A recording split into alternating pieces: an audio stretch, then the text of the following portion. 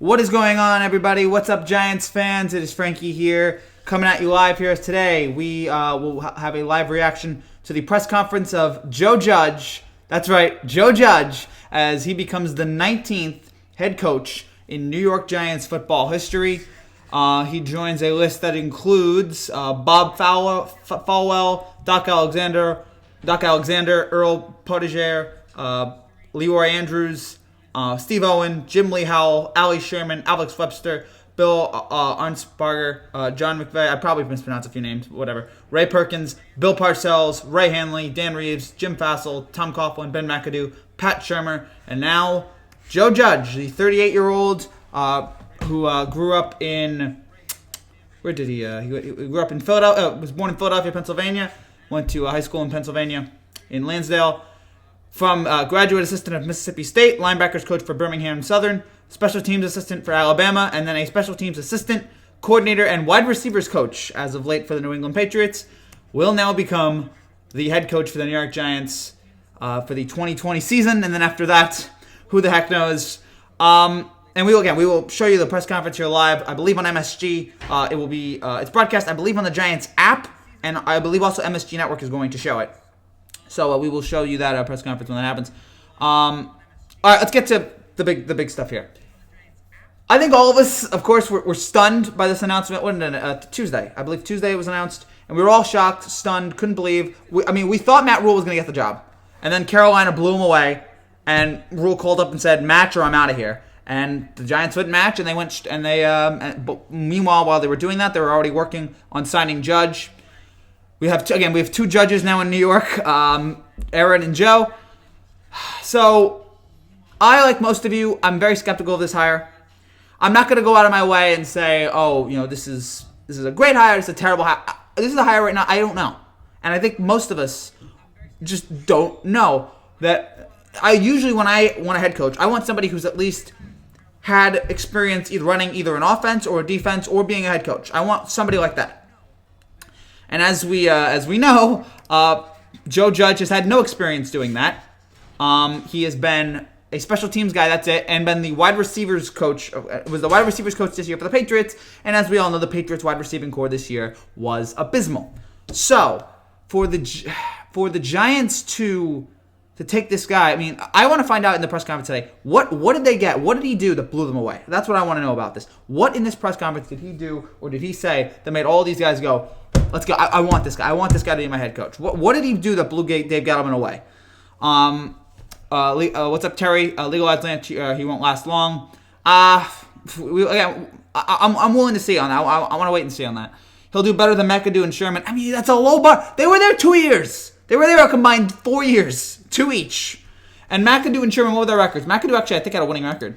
McAdoo was 13-15. Sherman was 9-23. Both of them stink. So Redskins are even better now. The Redskins got the better coach. I'm shocked they didn't want Rivera, and they didn't want. And considering, how about this? Dave Gettleman, Carolina guy, came from the Panthers. Didn't at all Ron Rivera. I guess didn't even interview. That got to say something about their relationship, in my opinion. I think the Redskins got the best hire. Dallas, I think, got the second best hire, and then after that, any guy's better than Shermer. Well, not Freddie Kitchens, and I'm glad you're having fun right now. Apparently, Freddie Kitchens is worse than Joe Judge, and apparently the Giants are interested in having Freddie Kitchens be part of their offense. When I first heard this, I was like, oh, really? Are you kidding me? But then I had to remember some guys are just good offensive coordinators and just not good head coaches. It's possible. It happens. So we will see on this. Again, we will broadcast this press conference here in about 5 minutes. Or actually, it starts in 10. So it starts at 2 o'clock. We're going to hear from, I believe, everybody. I believe we're going to hear from John Mara, Dave Gettleman, and, of course, the new head coach, Joe Judge. Giants can probably luck their way to the top. At this point, I'm not willing to believe that yet. Not yet at all. So I'm not ready to go that far yet. So I do want to also... while we're here, I want to read the statement. Oh, actually, no, let me read some questions here. So the New York Post had a few questions today for Joe Judge. And most of the questions for Mara and Gettleman is why this guy? What did this guy do in the interviews that blew him away? What made him that you would take other more qualified coaches and have him pick this guy? And look, John Harbaugh was a special teams guy. There have been special teams coaches that have done well. It's just you're rolling the dice. You know when you do that, you're rolling the dice. And you're like, all right, let's see. And some guys are able to be good, but it just I don't know, I want more experience in my head coaching. So here are the questions that the Giants have for, or that the New York Post has for Joe Judge. How are you different from Nick Saban and Bill Belichick, and why will you distinguish yourself without them? Again, that is the best thing that you could say about Joe Judge, is that he's worked under the best NFL coach and the best college football coach of all time. He worked under Belichick, he worked under Saban, two of the GOATs. All right? And so, to be able to have that kind of pedigree from those two legends is very, very impressive. Now, how much did he learn from that? I mean, because we've heard that Saban and Belichick, as we've seen from their coaching trees, Saban and Belichick will teach you a lot, but not enough to beat them. I mean, I don't think there's ever been a coaching, if I remember correctly, I don't think there's ever been a coach who worked under Nick Saban who beat Nick Saban. And Belichick the same. There's a lot of these guys, they'll go off into their own world and they'll struggle. They'll teach you a lot, but they won't teach you enough, it seems like. Not enough to beat them. So I want to see what did he learn from those two and how he's going to be different. What philosophy will you bring to the Giants as far as an offensive system and a defensive system? What is it? I mean, I'm guessing it's going to be ground and pound running game, which will help Barkley, and then stop the run on defense. I'm guessing that's what it's going to be for Judge, but we'll see here. And then the other thing, what is your belief and evaluation of Daniel Jones? I'm 95% sure that the only reason that if you were going to take this job as a Giants head coach, you would have had to say, I love Daniel Jones. I think this guy can be a Hall of Famer. I believe you would have had to say all that to Gettleman and Mara. So I'm assuming he loves him. But look, I like Daniel Jones too, but I'm not in full bloom love with him yet, as Dave Gettleman would say. I gotta wait and see what this guy. Giants can probably they did it before. Giants shouldn't have drafted Barkley. They would have got half of him in the second round. No, Barkley I think is a one of a kind talent right now. Now, if the Giants if there's a quarterback, I mean, if Darnold becomes a Hall of Famer, we'll see. And look, they got Jones, so maybe this will all work out. Maybe it won't. I really don't trust Dave Gettleman right now, but I'm not willing to go that far yet. Mike Vrabel played like Belichick and won. Okay, that's fair. Mike Vrabel, although Mike Vrabel didn't coach under Belichick, he played under him, but I played like Belichick and won. So, again, some guys, I guess playing might be different than coaching. So, we will see how all that is here. And again, we will cover this press conference here in the next few minutes. And again, we're expecting to hear from all of the Giants' main players to see how they view about this guy. I do want to. And he just got off the jet a while ago. So he got off the jet, took photos. So already making himself at home. He already has an interview. He did an interview with Bob Papa that you can see on the Giants YouTube page. I haven't gotten a chance to see it yet, but he's got a wife and how many kids? It looks like he's got 4 kids. No, yeah, that's a wife and 4 kids. Wow. I feel like I know one of those guys. He looks like one of the guys I know. 2 boys, 2 girls. All right, good for him. But we'll see how he is as a coach. I do want to read this. Eli needs an extension. He had a great season last year. Yeah, no. It's time for you to go. I do want to read this before we get going here. I want to read something I thought was hilarious. So the Giants had a press statement yesterday announcing Joe Judge as their head coach. And usually in these press statements, the team will try to really make the other guys seem great. And try to, hey, look at this guy we hired. Look at all the attributes that he did. The Giants, their statement of Joe Judge was, they desperately tried to make this guy sound great. The problem is there isn't a lot to grab there, but I do want to read some of the stuff there. Member of the Patriots coaching staff, blah, blah, blah. He joined the Patriots as a special teams coordinator. He's been part of 5 championship teams, which he was. He's been on 3, okay. Yeah, so he's part of 5 championship teams, 3 Super Bowls, 2 Alabama championships as a special teams guy. This is his first head coaching job. They admit that. And again, he was interviewed on Monday. And before meeting with him, the Giants looked at 4 other candidates. Chris Richard, Dallas Cowboys defensive passing games coordinator, Kansas City Chiefs offensive coordinator, Eric Bieniemy. They got it. When is Eric Bieniemy going to get a job? This guy is the offensive light or the offensive mind behind Patrick Mahomes. How has this guy not gotten a job yet? Baltimore Ravens defensive coordinator Don Martindale and Mike McCarthy, who was the head coach of the Cowboys now. No, I want to go down the list here. So here's them trying to make his Patriot wide receiver group sound really good. Look at this. This is the official Giants statement they put out. Although the Patriots wide receivers and special teams both underwent significant turnover because of injury, both units made numerous possible positive contributions to the 2019 Patriots, who finished 12-4 and won the AFC East title. So they're grabbing at straws there. 12-4 and AFC East is underachieving for New England. They lost their first round game. Julian Edelman, the Super Bowl 53 MVP, caught 100 passes for a career high 1,100 yards, and had a team high 6 touchdowns. 6 touchdowns! And they're like, look at that! Look at that! That's what he did for Julian Edelman. He got him to 6 touchdowns. Under Judge's leadership, it gets better. Under Judge's leadership, the Patriots finished 9th in the NFL in 3 significant special teams categories: punt return, punt, and kickoff coverage. They were 17th in kickoff returns with an average of 22 runs on 26 run backs. Oh, look at them trying here. No, if they're number 1, I'd be like, all right, fine. They're 9th and 17th? I mean, come on, Giants. In part because of injuries, the Giants this season used 4 kickers who combined to make 27 to 34 field goal attempts and 39 to 45 extra point attempts. Oh gosh, so yeah, he was a special assistant. They boasted also the other. All right, I guess this is 29 to 2011. So I guess you really can't brag, because really after that was when the beginning of the Alabama fall of their kicking team. Let's see. He joined the Patriots in 2012. Kicker Stephen Gostkowski led the NFL in scoring 4 times under Judge. All right. Julian Edelman was one of the most efficient punt returners in the NFL. He is second in Patriots history with a career punt return average of 12 yards, which also tied him for 8th all-time in the NFL. So, whatever. Not number 1. Judge has also overseen standout kickoff return performances. In 2016, Deion Lewis scored on the longest kickoff return touchdown in team postseason history with a 98-yard return against Houston in an AFC divisional game. The previous year, Keyshawn Martin had the longest kickoff return in the AFC with a 75-yard run versus Tennessee.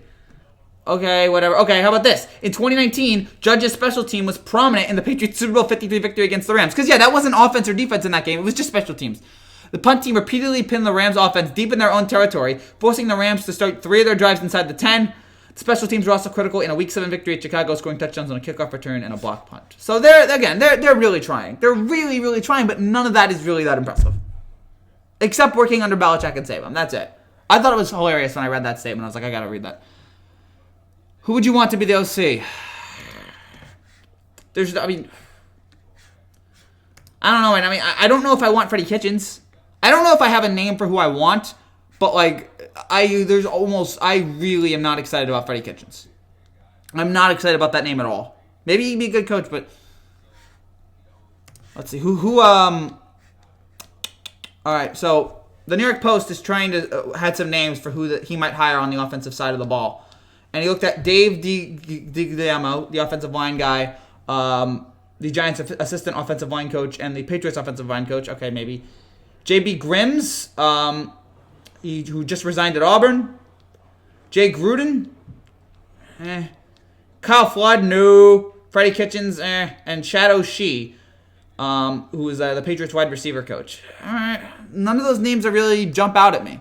He's going to need a good offensive mind and able to, to help him along the way here, but none of these names really stand out to me right now. At least he can probably teach discipline. Maybe. Who will be DC? Who will be DC? No clue yet about that either. Here's some names that they might consider. Again, this is according to the New York Post. Pepper Johnson, who is he's supposed to be a defensive coordinator in the XFL in 2020, so this might be an upgrade for him. Maybe you want to take that job. Brett Blemia, the former Wisconsin and Arkansas coach, who has spent the last 2 years with the Patriots. Mike Pellegrino, the Long Island native and former, has been with the Patriots for 4 seasons, but has not risen above quarterback coach. Wade Phillips, he's 72 at this point. And the Rams' defense was bad this year. Chris Richards. Again, there's no name. It's hard for me to get excited about an offensive line and a defensive, defensive coordinator for the Giants. And we'll see who he ends up with here in the next few days. I'm going to support whoever he signs, but it's just nothing really here is blowing me away. But it looks like Freddie Kitchens might get the offensive coordinator. By the way, Thomas McGaughey, again, I can't pronounce any of these names. He will be retained as Giants special teams coordinator. So if you had that, congratulations. What channel is the presser on? It is on MSG, I believe, although we're not 100% sure yet. We believe it is on MSG, and we believe it's also on the Giants app. It is on the Giants app, but we can't. We don't have that right now. We are going to play it on MSG here. Here it is. The MSG Go right now. He's live. We just need to. John Mara is speaking. So we're waiting here for that to be broadcasted. Stopped playing for the Bullets. And I went to Philadelphia first, and so they came on just a few minutes ago. So I said, "Fool." He said, hold on. I said, "What?" Oh, he's live. Okay, so we're gonna show here again in about 15 seconds. We are gonna show, because I gotta wait for the ad to stop playing. We are going to show you the Joe Judge press conference here. John Mara is currently speaking, and he will introduce Joe Judge as the 19th head coach in New York Giants football history. We're going to show it. Here it is. And as a number of you have made note of, I've had quite a bit of experience in recent years in interviewing coaching candidates. We liked all of the coaches that we interviewed. We did not eliminate any of them from consideration. All of them made a great impression and were really interested in this job. We would have been pleased to have had any one of them as our head coach. For me, our search ended on Monday afternoon when we finished our session with Joe Judge. I have to tell you that this was perhaps the best coach interview that I've ever been a part of. Wow! When Steve met with him on Tuesday morning, he felt just as strongly as we did. Joe is someone who has certainly been on our radar for the last couple of years. When a coach works under Nick Saban and then finds his way onto Bill Belichick's staff, that's something that you take note of. Joe's been a part of 3 Super Bowls with New England, 2 national championships with Nick Saban at Alabama, and what came through in the interview was his poise, his confidence, his leadership, his knowledge of the game and what it takes to build a winning program, his ability to relate to players, and of course his work ethic. He's a teacher, he's a communicator, he's somebody who demands and commands respect, and he just has a certain presence about him. For all of those reasons, on behalf of the Mara and Tisch families, I'm very pleased to introduce Joe Judge as the new head coach of the New York Giants.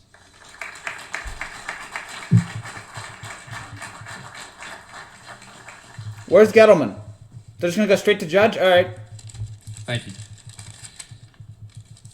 First, I'd like to start by thanking the mayor and the Tisch families, Mr. Gettleman, Kevin Abrams, for this wonderful opportunity. I do not take lightly the position I'm in and the people, the city, and the region that I represent. Okay. I'd like to thank my family, my wife, my mother, my children, all my close friends who have made each step of this process to enable me to be where I am today, which is just another step in the process of where we're trying to go. I'd like to thank all my former coaches that I both played and worked under for building in me the foundation of fundamentals that has allowed me to teach and instruct at a high level to again put me in this position. I'd like to start with Coach Belichick and Coach Saban, Coach Scotty O'Brien, Coach Amos Jones, Coach Sylvester Kroom, Coach Jackie Sherrill, and Coach Jim Algio. All right, I'd be remiss if I didn't thank my own father, who was my first coach and taught me the most important lesson is you hold those you expect the most from at the highest standard. All right. Now, I'd also like to thank all the players who ever played under me. They gave everything. That's what I expect. I was very demanding. I'm going to continue to be demanding. But you expect the players to be held to a certain standard.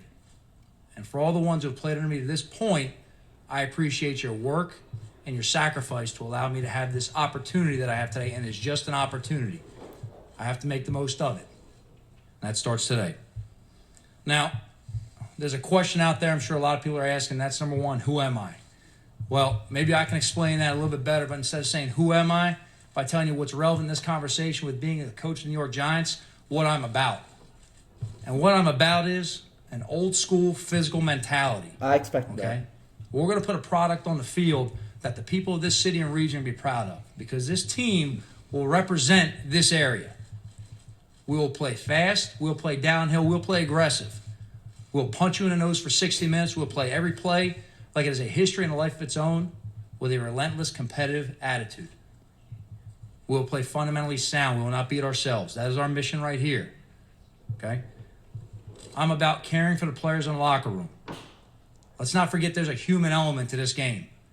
Let's not think that in professional sports that paying a paycheck to somebody makes it absent of empathy. We need to make sure that we take care of the players in our locker room, that we treat them the right way, that we teach them the correct techniques, and that we put them in the right situation to be successful. We're going to ask these men to come in and give everything they have every day. We're going to demand it, and we appreciate everything they give us. It's our responsibility to take care of them on a daily basis and make sure when they are done with our game, they are better furthered for the rest of their career as a father, a husband, and a professional, whatever avenue they take. Now, what this team's going to look like, I mentioned earlier, I want this team to reflect this area. I want the people that pay their hard-earned money in the neighborhoods of New York, North Jersey, South Jersey to come to our games and know that the players on the field play with the same attitude they wake up with every morning. That is blue collar, it's hard work, it's in your face. We're not going to back down from anybody. We're going to come to work every day and grind it out the way they do in their jobs every day. And they can invest their money in our program knowing it's worthwhile. They put a Giants uniform on, they put a Giants hat or jersey on, that it's not representing just the 53 on the field, but it's representing their neighborhoods, their communities, and their families with the values they have instilled in their children. Now, at this moment, my priorities are pretty simple. I have an outsider's view of this team. I've competed against the Giants. I've studied this team from the outside looking in, preparing myself for this job and opportunity. But I have to make myself fluent in the language within the building. I have to study the players. I have to evaluate the current coaching staff and give everybody a fair evaluation to make sure we make the right decisions. That I have a clear vision of what the path going forward needs to be to help these players progress the correct way. Relative to staff, I do not have a staff in place. Yes, I have some names in mind, but we will talk to everybody. We will take our time.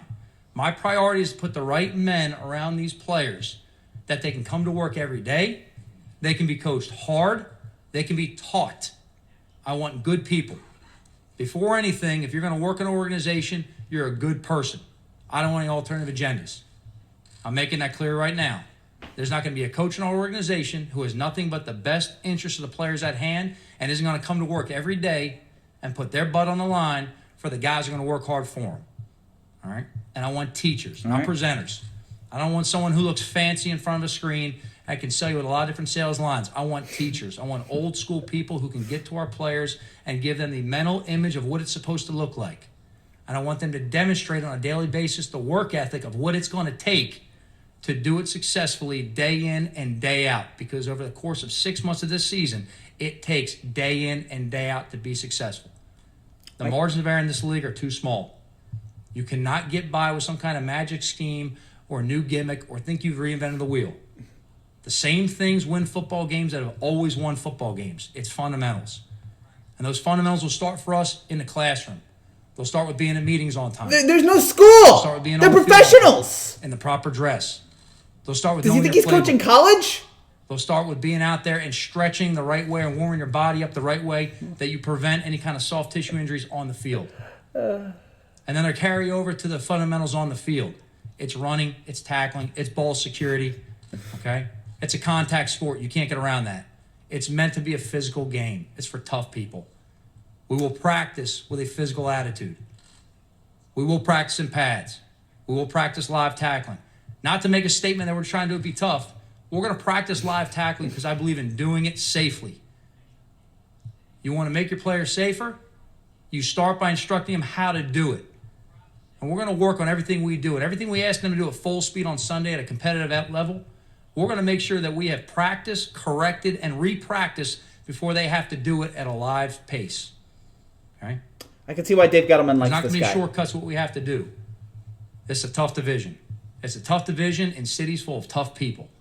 And they expect to see a program, they expect to see a product that represents them. And I'm going to do everything in my power every day to make sure the people of this city and this area turn on the TV or sit in the stadium seats and are proud to say that we're their New York Giants.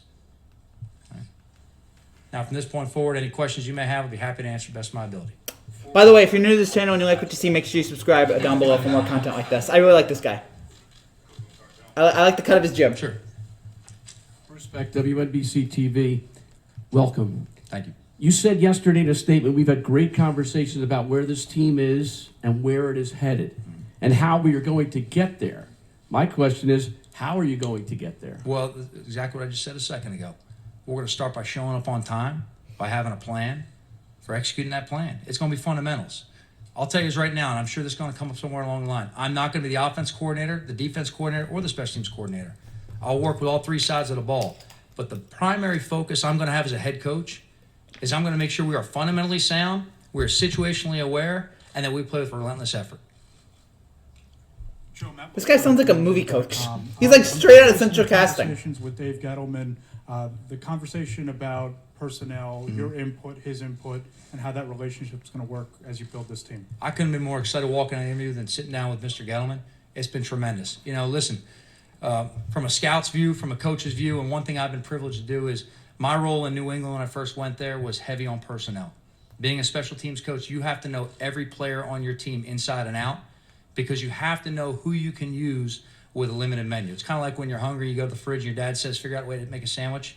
You know what's in there, but you got to find a way because you got to eat, right? So I got to know what everybody does so I can put those ingredients together and get the most out of it.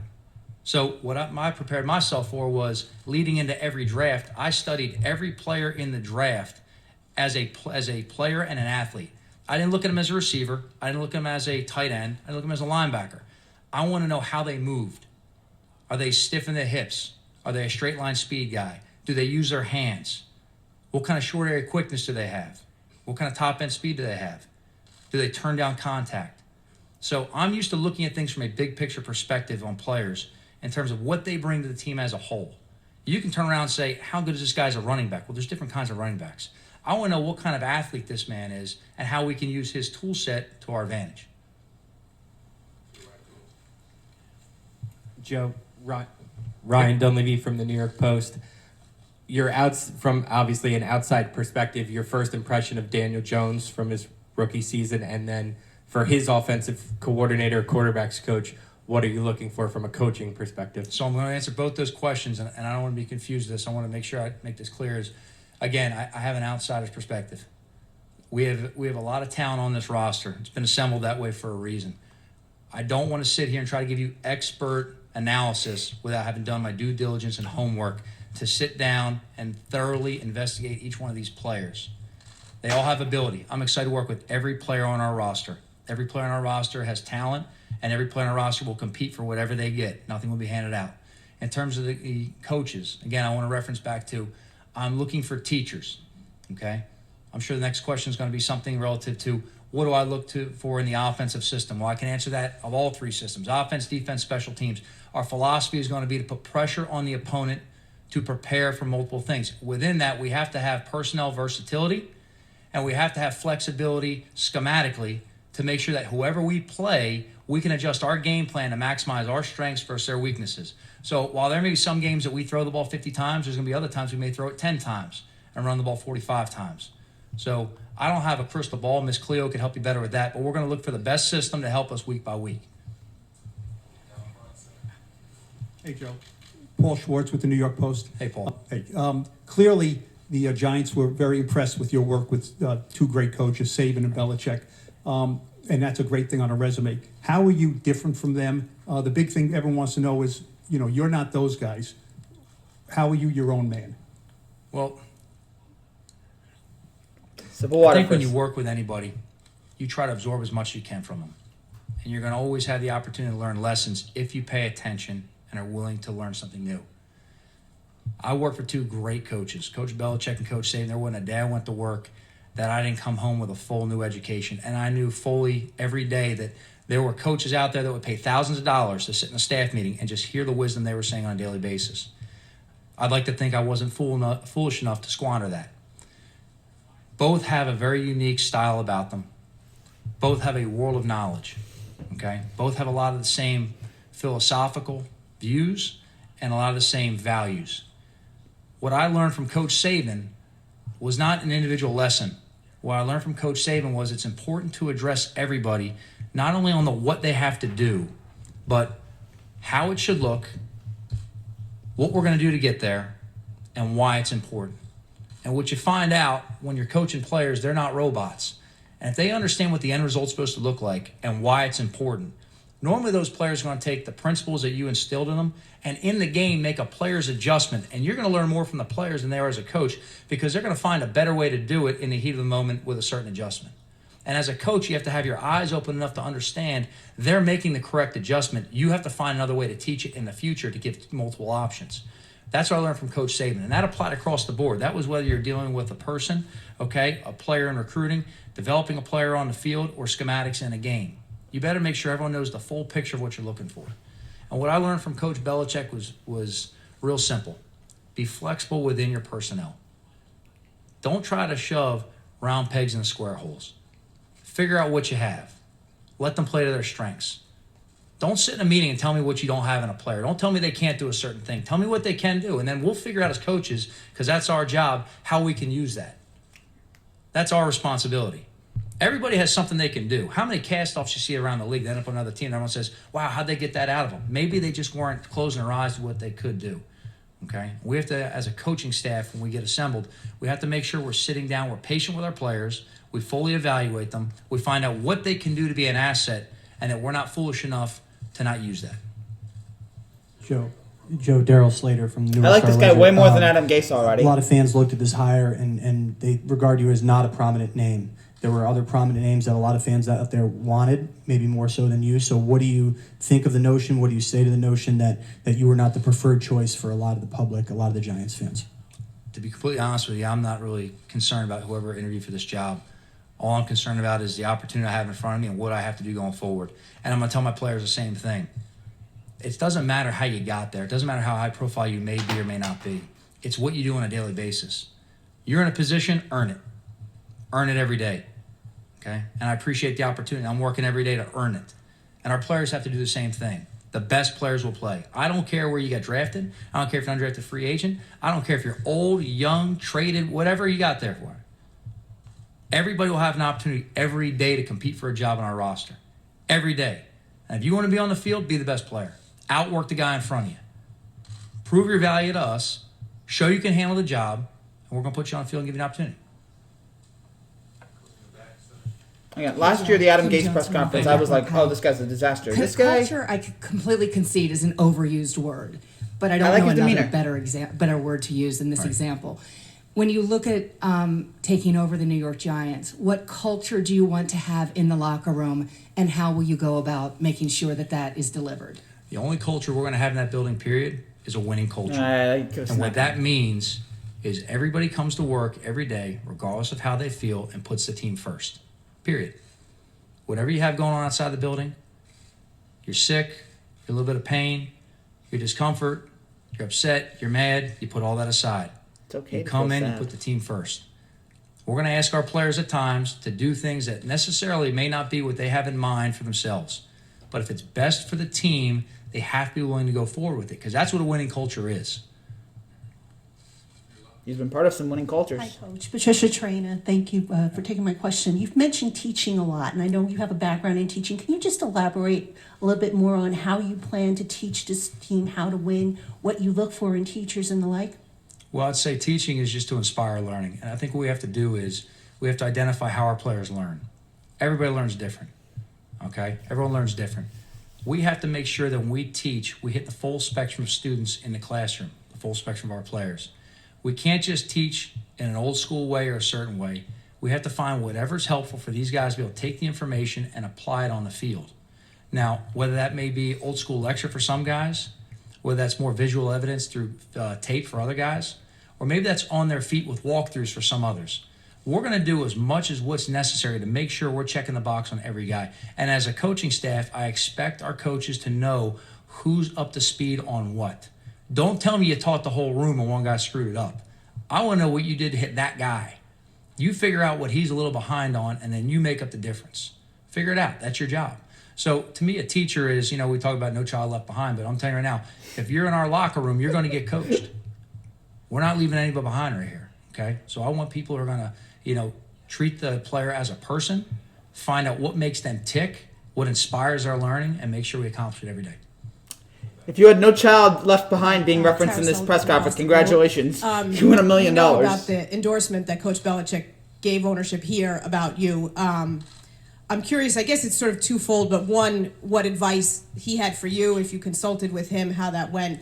And I would like just kind of a flip side of all the things on your resume, you haven't actually been a head coach, if I'm correct? You're absolutely correct in that. So just I've kind been of- a kindergarten PE teacher. I've not been a head coach. You know, just how you sort of sold them on filling that absence on the resume, if you will, how you convinced them you were ready to be a head coach. But Okay, first so about Belichick. I'll start with the first one, the question about Coach Belichick in terms of advice. I'm going to be honest with you. The only advice I really sought from him as far as this opportunity, he told me just be yourself. And that's all I know how to be. I think one of the things He's people doing ask that. me a lot is, you've worked for Coach Dave and Coach Belichick, what makes you different? Look, I'm myself. I'm going to be myself every time. If I'm anything else, everyone's going to see straight through it. And if you lie to the team, you're going to lose the team immediately. So I'm going to always be myself. And that's a little bit different than other people, and that's fine. I'm not trying to emulate anyone I've ever worked for. I'm trying to take what I've learned from them and what matches up with my belief structure and do it in my own personality. Okay? The second part of the question, as far as being a head coach, you can't fabricate that experience. And as a young head coach, I'm going to lean on Dave Gettleman. I'm going to lean on the assistants I hire. I'm going to lean on having the right people in the building to fill in some of the blanks that I may have. I'm about transparency, transparency and honesty. So I need men in my building who are willing to walk into my office and tell me the truth. And we can be on the same page. Now, we may have some disagreements at times, but we're going to walk out in that field with those players and all have the same vision, same voice. We're on the same page. Relative to how I would handle the team, I can tell you what, the experience I've had, I feel prepares me as being a head coach. Number one, from a personnel standpoint, I talked earlier, I've had to evaluate everybody for the draft. I have to know who the players in the locker room are. Not just as an athlete in that regard, but personally. Because as a special teams coach, it's not just point and click and say, go do it. There's a lot of recruiting that happens at certain times. And you have to find out how every player ticks. And everyone responds differently at different times. Now, you've got your core guys that show up to work and they know that's how they pay their light bill and they're going to do it every day, whatever. But there comes a time you may have to go ahead and go to the starting quarterback and say, hey, buddy, I need you to be the holder this week because we have an issue with an injury. You may have to go to a guy who's a starting linebacker and say, I need you to start on punt team for me this week. You haven't done it since training camp, but we need you. Or you have to go to a guy in the middle of a game and tell him he now has to cover a kick on kickoff. The thing is, you have to get to those people early on and develop a relationship with them, have a relationship with the entire team, to have them trust you, to know that you have their best interest at hand and the team's best interest at hand. So when you come to them and you ask them to perform a task, they trust you that what you're asking them to do is going to benefit them individually and as a team collectively. Okay? Along with that, look, I've had the experience and it's been beneficial. I get to stand in front of the room every day and coach every player. Every player. When we're at 90, it's all 90. When we're at 53, it's 53 plus the 10 on practice squad. Okay? So in different avenues, I've been able to address the team every day. And again, you can't address the team all in one message. You have to make sure you're hitting everybody in the room. So you gain the experience of what the pulse of the team is and what makes them tick. You're not always addressing them now after wins. A lot of times you got to walk in after a tough loss. A lot of times you got to walk in after a tough loss where maybe your unit didn't play as well as it should have.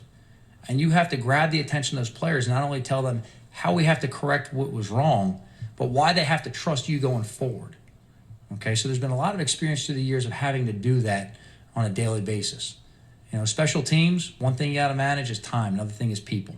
As a head coach, those are two main things you have to manage, time and people. So I've had experience preparing me for that. I don't have all the answers. I'm not preparing to sit here and tell you a lie like I have all the answers. But I am telling you I'll find out the ones I don't know and make sure by the time we give them to the players, they're the right ones. This conference is basically, this press conference is basically, I'm here to kick and chew bubble gum, and I'm all out of bubble gum. This was obviously a goal of yours to become a head coach. So Yes. Was there anything specific you did to prepare for this? And how much did you maybe talk about being a head coach with Bill to sort of learn how to become a head coach in the process? I think Bill understood that I had a desire to be a head coach because of my involvement overall in a complete team. I never talked about being a head coach or walked around and advertised as a specific goal. To be completely honest with you, I didn't have a goal this year specifically right now of having to be a head coach right now. This opportunity was very unique. When I received the call from the Giants that they would like to interview me, that was very exciting. There's 32 teams in this league. That's not a lot. The reality is there's very few others who have a chance of winning. The reality of that is there's very few of those that have a chance of winning that have tradition and history behind them. I don't take this lightly. There's not 32 great programs in this league.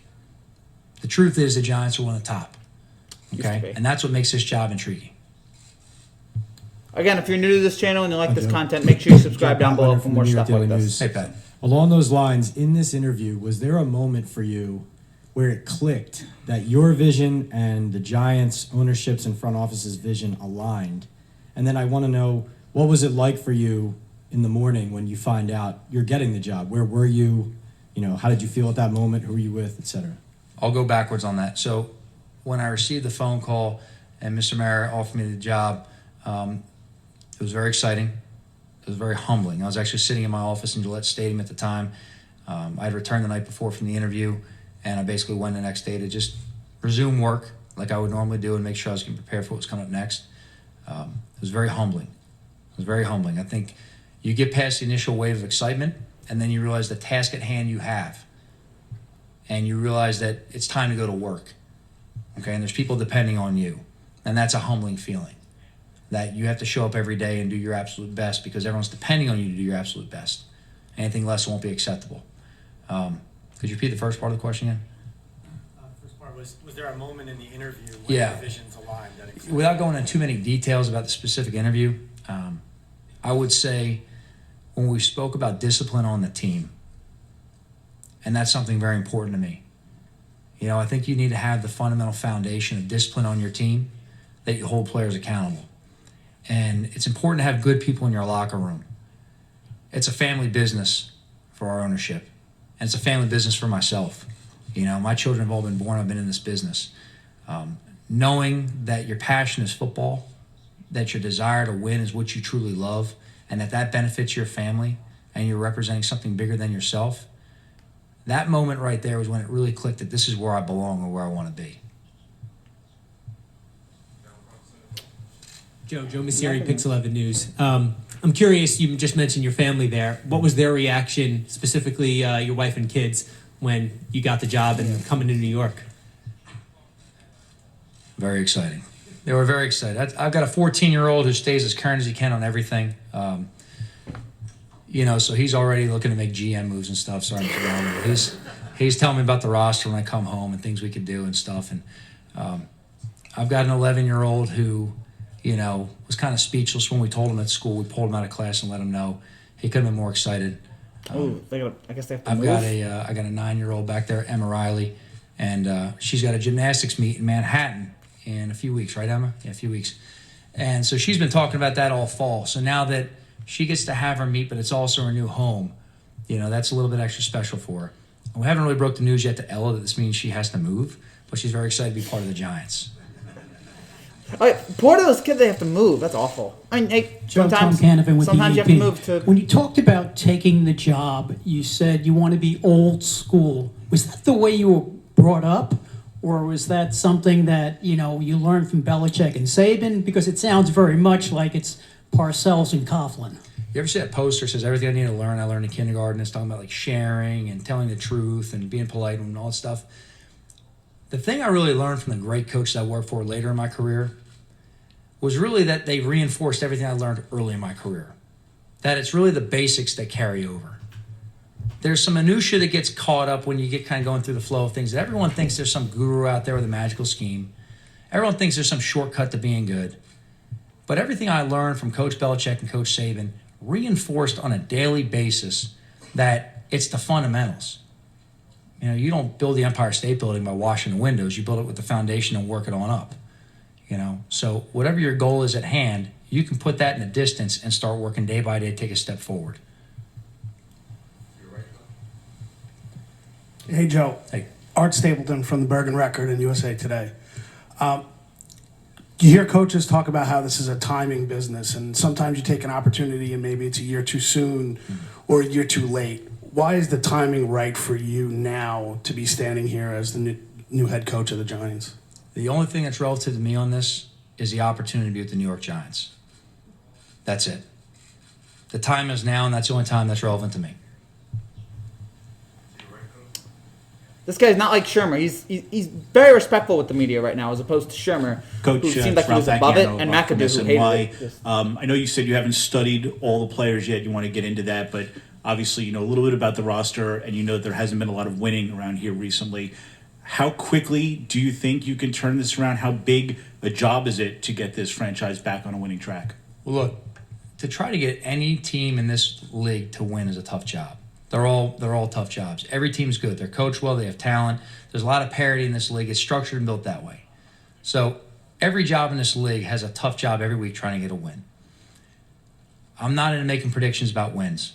I'm a process-built guy. You focus on the process at hand.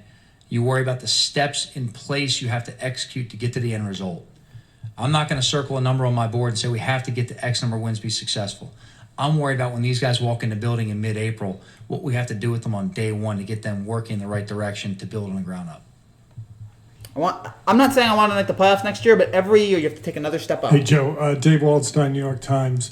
A big part of your job will be dealing with reporters and media, especially answering questions after games. And just to kind of kickstart that process, I'm just curious, in the last game, what went into the decision not to have... Oh, no! Oh, dear, he's bringing this up! I'm not going to get into any specific decisions on schematics. I can assure you this was discussions we had before the game, and we called it according to what we thought gave our team the best opportunity to win. I appreciate the question. At this point, I'm really looking forward to everything we're doing here with the New York Giants. That's a question that's probably better fit for Foxborough.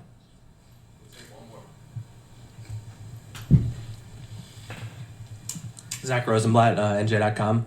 You mentioned something about the things you learn in kindergarten that stay with you. What did you actually learn from teaching kindergarten? All right, so when I get done being a GA at Mississippi State, which when you're a GA, it's basically volunteering to be tortured. And it's the best experience you can ever have. I washed cars, I got coffee, I built play sets, I did everything I could do, and on top of that, I got to coach football and learn. And can you imagine teaching kindergarten with this demeanor? The rent, even in Mississippi. All right, so what I learned coaching PE, okay, for 3 days in West Point School District was the patience you have to have with children, okay? That I had, I think it was 5 or 6 classes a day of kindergarten PE in a classroom. It wasn't a gymnasium, it was a classroom. And these kids would come in, and I figured out that I had to have an organized plan with these kids that covered the full 60 minutes I had them. And if I let any detail in that plan go to waste, it was going to be chaos, okay? I mean, I had kids, dancing on the windowsills. I had kids, peeing themselves. I had kids doing everything, But I figured out that you have to keep them busy. You have to be detailed and prepared on the front end to make sure that regardless of who your audience is or who your classroom is, you have to have something to keep them busy, okay, and occupied mentally and stimulated that they want to participate in what you're trying to accomplish. Okay. All right. We're going to take some pictures. Good. Thank you very much, guys. We're going to go with the podium first. Wow. All right. Hold on here. Let's just get I'm fighting cancer. just gotta turn up the mic here. All right. Wow. What a press conference. That got me. I wanted to run through a wall. I mean, that was like, wow. Pumped up, fired up. Just had this. Love this demeanor. Again, I don't know how I'm gonna make of a because Rex Ryan had a good press conference and that led to. Okay, fine. That led to something, but eventually it just tailed off. He had a good press conference in Buffalo, and that led to nothing. So, look, the last thing. Look, this silenced. I feel like a little bit of the doubt because a lot of Giants fans went into this. I don't know this guy. Man, no name. That press conference I think was very.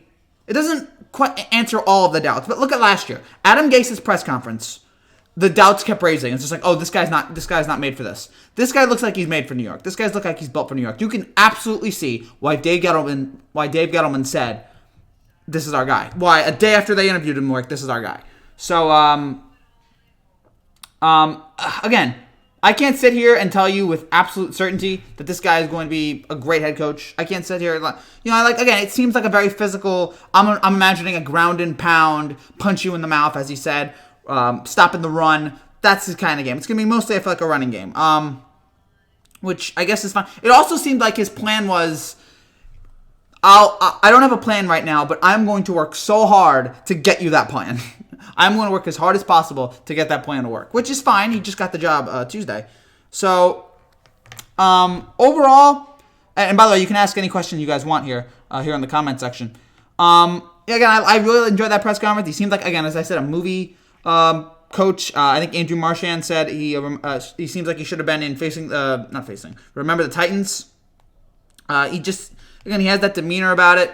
Also, again, I didn't think that this press conference would include kids urinating on themselves and No Child Left Behind. I did not think those two topics would be hit, but we got both of them. So congratulations there. I'm assuming someone made a lot of money, but overall, I like his demeanor. I think like most of you guys, I really enjoyed his demeanor. I liked the way he interacted with the media. I liked the way is just tough. All right, we're gonna get this done. We're gonna punch him enough. I like that kind of attitude from him.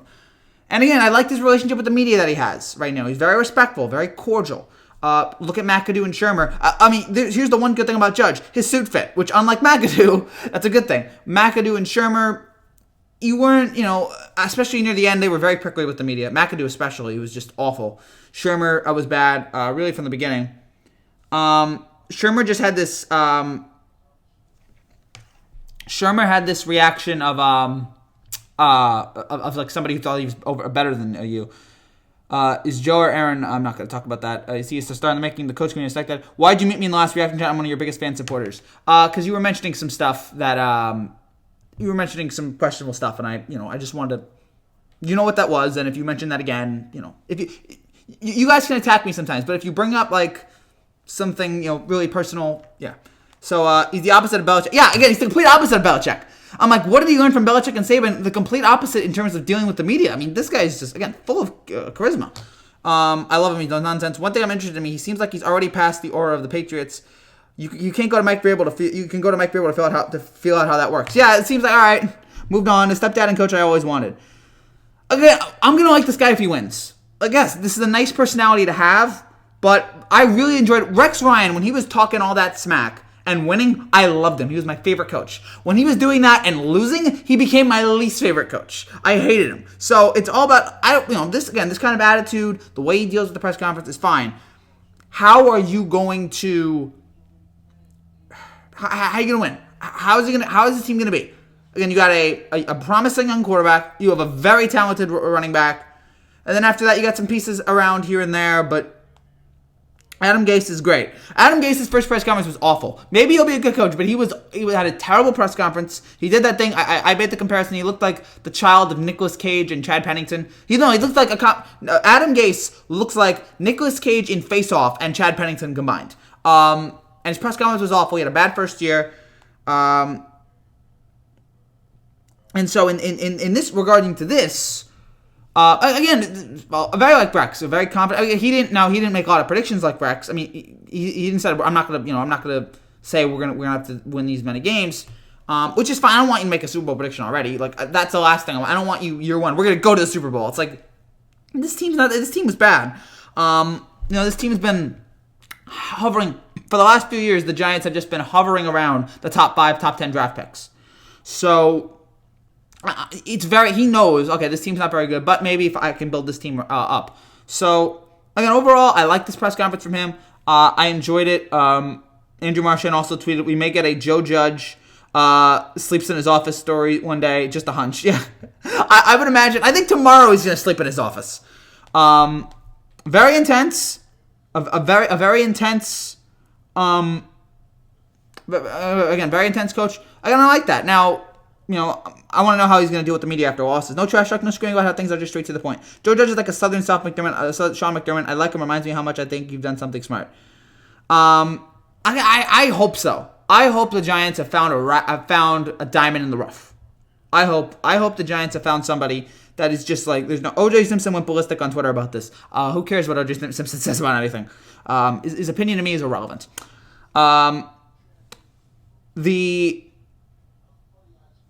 I'd like to believe the Giants have something smart, but again, we're not gonna know until. When McAdoo got hired, I was like, all right, this might work, and it failed. When Shermer got hired, all right, he did some good stuff with Minnesota, failed. So who knows what this is gonna be? He could be a brilliant head coach. He could be a complete disaster. We don't know. We're not gonna find out until this team gets on the field for Week 1 of 2020. We're gonna have to wait and see. But Simpson killed 2 people. Exactly. Allegedly. We should point out, allegedly killed 2 people. So, again, the comment section here, you guys love this hire. And again, you guys can ask any question you want. The comment section, you guys love it. Twitter really seems to like this guy. I should check. I want to see what the Twitter reaction right now is, because I actually haven't been on. I've been on a few tweets. I haven't been on like every Twitter. I want to see what, because I think people are really liking this guy. Again, it's like, okay, commands a room. That's just something I do want in a coach. That is one thing I want. I want someone who you walk into a room and he's like, this is my way. We're gonna do it my way. Do it like this. Let me know. Actually, no problem, Ranch. But yeah, again, I want to see. It seems like people are really digging this guy. It seems like people. I want to see what the Twitter is, because Twitter was really making fun of Adam Gase when he came in here. Here's a quote from Joe Judge. What I'm about is an old school physical mentality. We'll punch you in the nose for 60 minutes. We'll play every play like it's a history in the life of its own. Oh my gosh, this guy's just, man, he's just quoting. Oh, he's brilliant. We'll punch you in the nose for 60. Yeah, that's great. Again, you're really seeing why this guy blew away, why the Giants blew him away, why he blew the Giants away in the interview. What I learned from Coach Belichick is real simple. Be flexible with your personnel. Don't try to shove square pegs in round holes. Figure out what you have. I want to run through a wall for Joe Wall. Again, yeah, he's saying all the right things in terms of first impressions. In terms of first impressions, unlike Adam Gase, this guy is handling this about as well. I mean, look, Jim Tomsula's first press conference was awful. Adam Gase's was awful. First impression, this guy blew me away. Is that going to translate to a good NFL coach? We will see. O'Brien seems a bit subdued. Vrabel seems tough but fun-loving. Judge seemed to get right into the point. Again, he looks like he's got New York perfectly. That blue-collar feel, that you think you're better than me attitude. The best of Boston. He combines a little bit of Boston. Again, you can see why Gettleman likes him.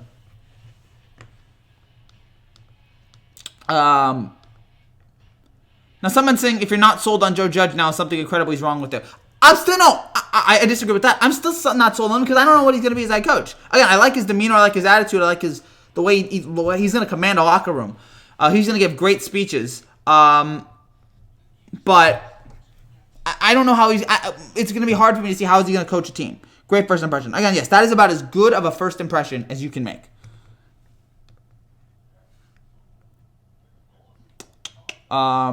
Now again, he is expected to meet with Freddie Kitchens, which is probably that's the worst thing I think he could do right now. The worst thing he could do is send Freddie Kitchens. And yes, I did have that thing where he said the classroom. I know some of you were making fun of me in the comments. Look, if he said the tape, or I don't know what that room is called, the tape room, the film room. If he had said oh, that's gonna start in the film room, okay, fine. He said classroom. That makes me think of college and high school. Say film room. That was my one problem. With the press conference. I wish he just said film room. Is this guy the smartest person in the room? As they say, you play to win the game. Absolutely. Is this guy the smartest person in the room? We'll see. I mean, he's smarter than Gettleman. He's already smarter than Gettleman. I know that. The thing with Dave Gettleman, Dave Gettleman always tries to tell you he's the smartest person in the room, and he's clearly not. But if he signs this guy, maybe I'll have to reconsider about him. Overall, again, this was a successful press conference here in terms of getting Giants fans. I think there were some Giants fans that were on the ledge, and he was able to talk them off of it. It's like, all right, this is my kind of attitude. Mississippi State almost hired him, but he went to the Giants instead. What he learned most from what Judge learned most from Belichick's flexibility within personnel. So, again, this seems like a nice hiring as of this moment. This seems like a good.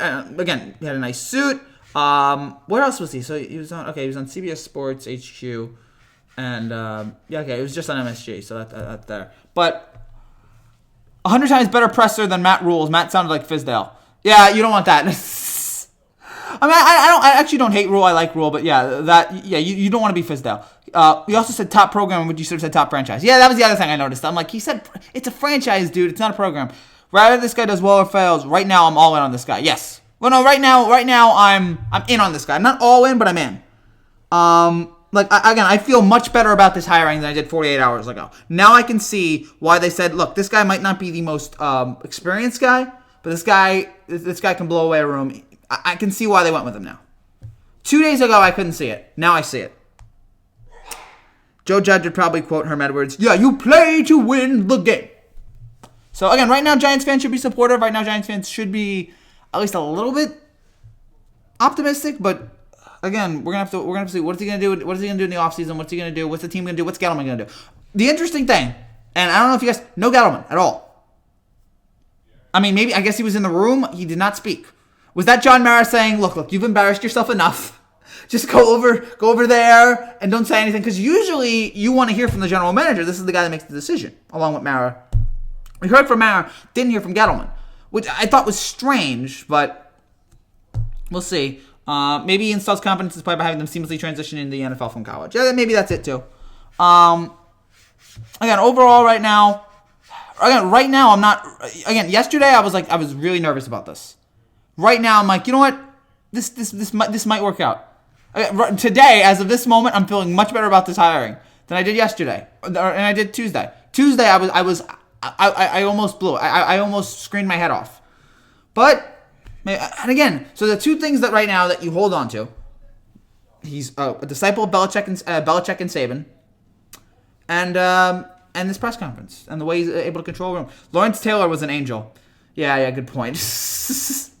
Lawrence Taylor, arguably one of the worst human beings to ever step foot in New York sports, but was one of the greatest players of all time, which is why you were able to overlook all that. So yeah, you know. Oh, gosh.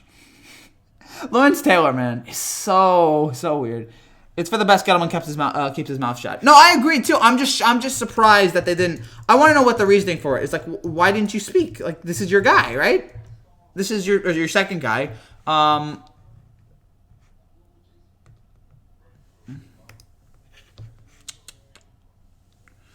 So again, I'm trying to see right now. Again, he was there at the press conference. He was there. Dave Gettleman said that personnel will be collaborative. I asked if he had final say. He said we'll work together. So, gosh. And this is going to be his last. This is going to be his last coach. This is going to be, I'm almost sure this is going to be his last coach. Because I don't think they're going to give him another. After this, again, after the disaster of the last coach, I think this is his last chance. And so you can't. Again, did Gettleman speak or not? It doesn't look like he spoke at all. It doesn't. I'm trying to. All right, now I'm seeing some quotes that maybe, and now there's some photos of him with Mara and Tish. Again, the only person I saw there was Mara. I didn't see at all Gettleman there, which again. Not that I'm complaining, but I did find it a little strange. Again, you can imagine Dave Gettleman, when Joe Judge was speaking, you can imagine him just being like, thank you. Like, oh, you just like, meet the new Broadway Joe. Yep, Joe Judge, baby. No one asked about his contract, years, money. I think it's been reported, but yeah. I don't know if that's something like you like to ask. Years. The money, I mean, look, obviously they didn't pay him what Matt Rule got paid. There's obviously no way he got paid what Matt Rule got paid. That's something you just find out through sources. And that's fine. I don't need to see. So yeah, he took photos with John Mara and Steve Tisch, who I'm not big fans of right now. Goodness. Again, I'm looking here. It doesn't look like he spoke. I'm just trying to understand why you wouldn't do that. Yeah, I'm looking here. Yeah, it was just Mara, and it was just a Judge. So that's interesting. Very interesting. Did he say anything about Jones and how he feels about quarterback? Hey, I have a pet raccoon named Doug the Menace. Can you say hi? Hi, Doug. Did he say anything about Judge? Or I'm sorry, about Jones? I'm looking here. I think he was asked something about him. I don't know what his exact words were. Oh, apparently. All right, hold on. Yeah, he didn't say anything on him, apparently. Apparently, he didn't say anything. Judge declined to give his opinion on Daniel Jones, saying he doesn't want to give expert analysis on any player until he's able to study them more on film. So he's like, yeah, look. I don't have a plan yet. Give me time. Give me a little bit of time, and I'll figure something out. So, I don't know if I like that, but whatever. Didn't the Giants play the Patriots this year? Yeah, the Giants played the Patriots this year. Maybe you should not. I don't know. Maybe I'm getting all worked up over nothing. Joe's first name have won 6 Super Bowls. No, wait, 7. That's interesting. DJ would be my first question. Interesting. Yeah. I think the first question was, who are you? The first question was, who are you? What have you done with my daughter? No, I'm kidding. I just watched the interview with Bob Pop. I like the guy. Oh yeah, and if you guys want more Joe Judge, if you are high on Joe Judge right now, go watch Joe Judge's interview with Bob Merritt to get even more Joe Judge of him being Joe Judge. This is the best commentator head coach at any point that I've ever seen in my life by a mile. I'm not willing to go that far yet. That should be a list. Somebody that I have on the internet. Best head coach press conference of all time. That has to be a list somewhere. This guy seems like the real deal Belichick with a personality. Yes! I will take that. Belichick with a personality. I will sign up for that right now.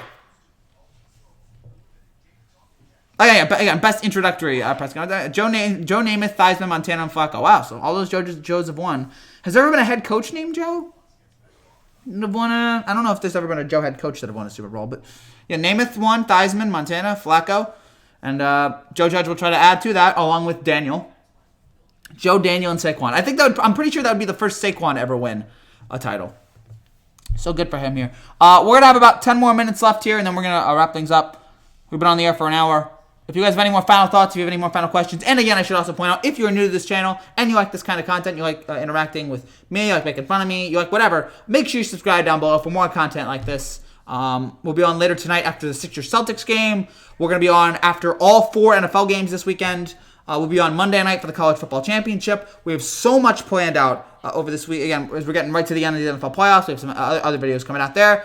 NBA Game Winners Part 9 will be out either next week or in 2 weeks. We're still figuring that out. There is a judge in town. So, yeah, there's a lot of great stuff coming here on this channel that I think you guys would really enjoy. So, stay tuned for that. There's a new judge in town. All rise! I would get it, but it's too awkward. I do have a judge, an All Rise sweatshirt. So I should pull that out to celebrate Joe Judge. But Joe Gibbs won 3, so there, boom. Oh yeah, so add that Joe Gibbs. Yeah. Why didn't I think Joe Gibbs? When I said that, like, was there a Joe that won a Super Bowl? I was thinking there has to be one, and I blanked on it, and I was like, there's got to be one, and yeah, Joe Gibbs. You think I'll bring someone in to continue the 3-4, switch to the 4-3? He didn't answer that either. He doesn't seem like he has a plan right now. He seems like he has no idea, except that he'll figure it out. He's gonna be like, I'm gonna study for the test. I'm gonna study, and then by the time I don't know the answers right now, but tomorrow I will find out the answers. Giants either draft Judy. That'd be great. That'd really help them out. Overall, again, I'm fascinated to see what he's going to do. I'm really curious to see how he's gonna get all this in. Do you even lift, bro? No, I don't lift. I'm pencil right here. Keep the questions coming, guys. So, oh gosh, this was fun. Of all the press conferences, we've done 3. We've on the channel here since September. We've done 3 press conferences. We've done the Carlos Beltran press conference, which I was like, fine, whatever. We did the Garrett Cole press conference was my favorite because he brought the jersey out, or he brought the sign, the Yankee fan today, tomorrow, forever. And now, but now with this in terms of head coaches, it's better than Gase, it's better than Beltran. Hire Garrett as an offensive coordinator? No. What I know is that I don't know. Probably Joe Judge. That's probably it. Hire Garrett as an offensive coordinator. I don't know if I want Jason Garrett right now as an offensive coordinator. I don't know if do I want Garrett or Kitchens? Or do I just rather just jump into the Hudson? I don't know what I want there. But neither one of them impresses me that much. Again, we've seen them as head coaches, but maybe they're better offensive coordinators than they are head coaches. So it's just really, really troubling. Because, I feel like that's unfair. When there's a head coach and he becomes an offensive coordinator, if he's a bad head coach, that doesn't mean he's going to be a bad offensive coordinator. It just might be he's just a bad coach. Because some guys can be good coaches. Some guys are great head coaches and terrible coordinators. Or I'm sorry, some guys are great coordinators and terrible head coaches. It's just the way it is. Running one unit and running the whole thing is very different. Frankie, do you want my sister? I'm good right now then, thank you. My message to Judge, welcome aboard, and I'll get to work and win. I agree. Honestly, I think Kitchens Baker was bailing when he was the OC. So yeah, maybe he's just the offensive coordinator. I think that's a good point. Garrett knows the division and can have a high-power offense. Yeah, but the problem is Garrett knows the division. The problem is the Giants fans know this division, and they know Jake and Garrett was terrible. Again, there'd be such a loud mutiny towards Garrett, I feel like, being hired. I feel like Giants fans don't want to see that. Although, actually, you know what? With football fans these days, I think most football fans know what's going on with all 32 teams. I think most of us watch the Red Zone. We will have Sunday Ticket. This is not like back in the old days when you only know about those 3-4 teams. You know enough about basically all 32 teams. So maybe most Giants fans know about how terrible Kitchens is. Terrible as head coach. He was great as OC. Yeah, that was Freddie Kitchens in a nutshell. Horrendous, awful head coach. One of the worst head coaches at the goal line you'll ever see. He's pretty good as an offensive coordinator. And now Cleveland is trying to get their third head coach. I guess Cleveland's the only team with a head coach left. Because everybody else... Ron Rivera got hired with the... we should go over this. NFL head coaches. Or the 20... Oh, gosh, my computer's so slow. I might have to do it here. So, 2020... Okay, 20... So, the 2020 NFL season. Which will be the 101st NFL season. I should get that up of like who's... Giants become very interesting. Yes. Again, today, with this hiring, they have become very, very interesting. I mean, they were already interesting to the Giants, so people are going to talk about them, whatever. So, again, this signing is... Nobody wants the Brown job. Yeah. But there's... Again, here's the thing with the Browns job. There's talent there. There is clearly talent there at that Browns job. It's just surrounded by the Browns. Draft prediction, I was going to say Chase Young, but... Maybe Judy, we'll see. Not willing to go out on that one. I can't remember the last time Garrett was an OC, so I can't say whether or not he'd be good for the team. Garrett, I'm pretty sure Garrett was the offensive coordinator right before Wade Phillips got fired. I'm pretty sure that was the last time. No, that was it. That was a very good press conference. Yeah, again, it was very good. I don't think anyone can really deny that was an awful... That was a great, enjoyable, owning the room press conference. That was great. All right, so yeah, let's go over head coaches here. So Matt Rule hired in Carolina. Cleveland does not have a coach yet. The Cowboys hired McCarthy. The Giants hired Joe Judge. And the Redskins hired Ron Rivera. And that's it. Cleveland is still looking for their general manager. The Jaguars eliminated their position of executive vice president of football operations. They're still upset with Tom Coughlin. And the Redskins right now are still looking for their president. So that is where we are right now. I'm a little worried about the Redskins next year. Chase Young, Rivera, and Jack Dover, they're going to be dangerous. Haskins? Do you believe in Haskins? I mean, yes.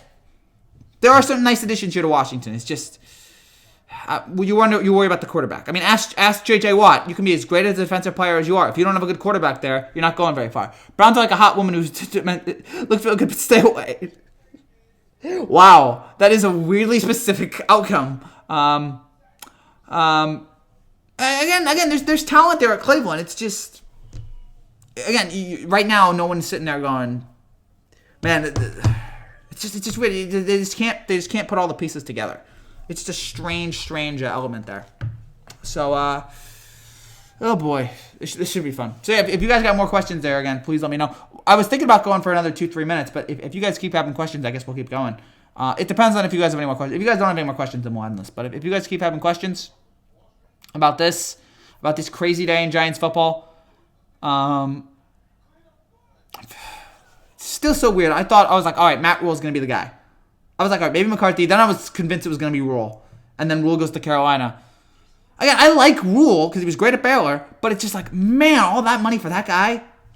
It just seemed to me like, really? And maybe he'll be a good coach. But goodness, like that is such a ridiculously large contract for somebody like that. I don't know.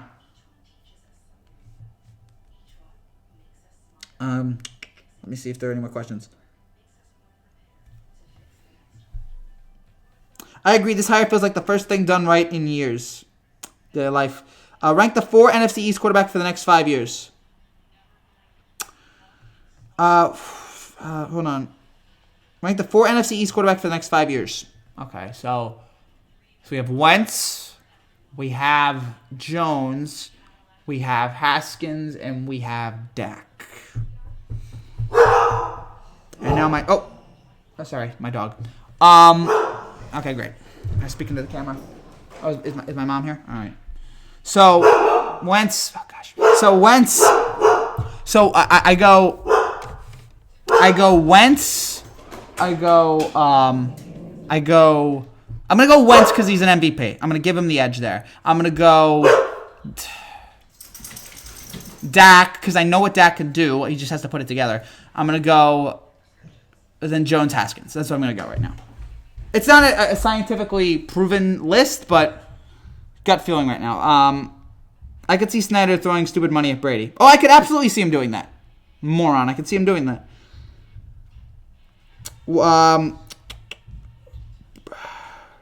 Browns are attractive but dysfunctional. Stay away. Stick your yeah. Again, great place. It just doesn't work.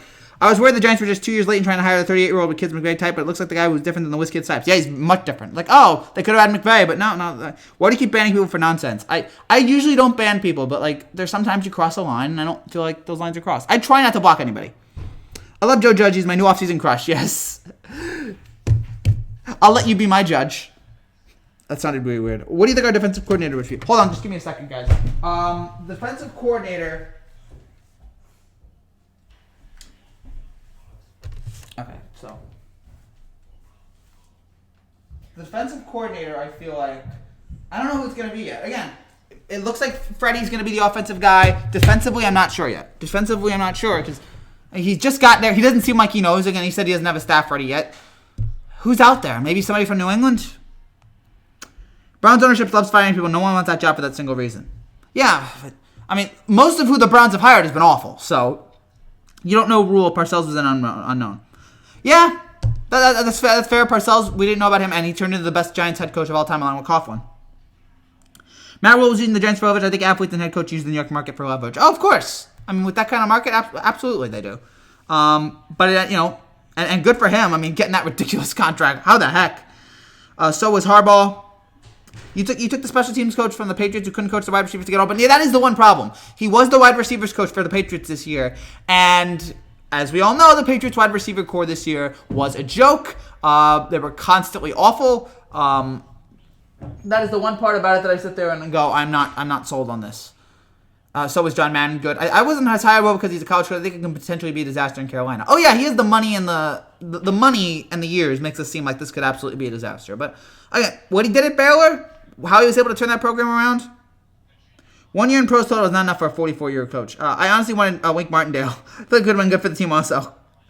Wink Martindale. Oh, legendary Wink Martindale. Could we see the dog? No.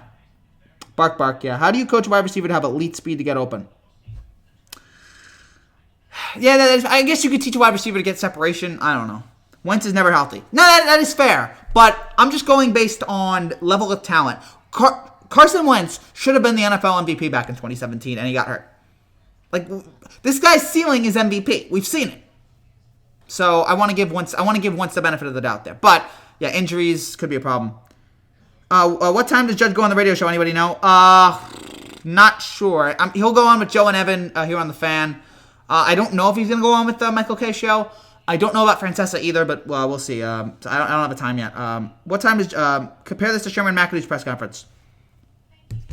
I can't really compare this. McAdoo's press conference, I feel like Shermer's press conference was a little bit better than McAdoo's. I feel like neither one I remember that well. All I remember about McAdoo's was that his suit, that his suit was really bad. I remember that about McAdoo's press conference. He had a bad suit.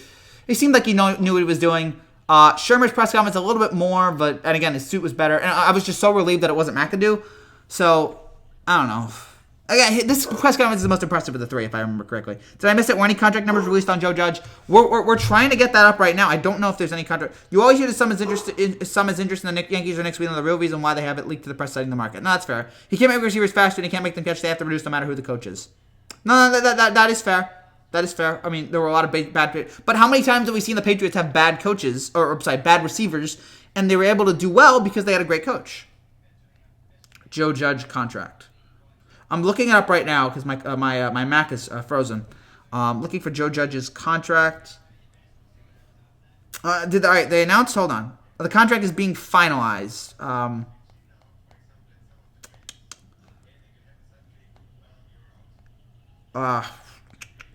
Again, I'm seeing nothing right now on. Okay, maybe here. Here, Joe Judge contract. I don't know if they've released it yet.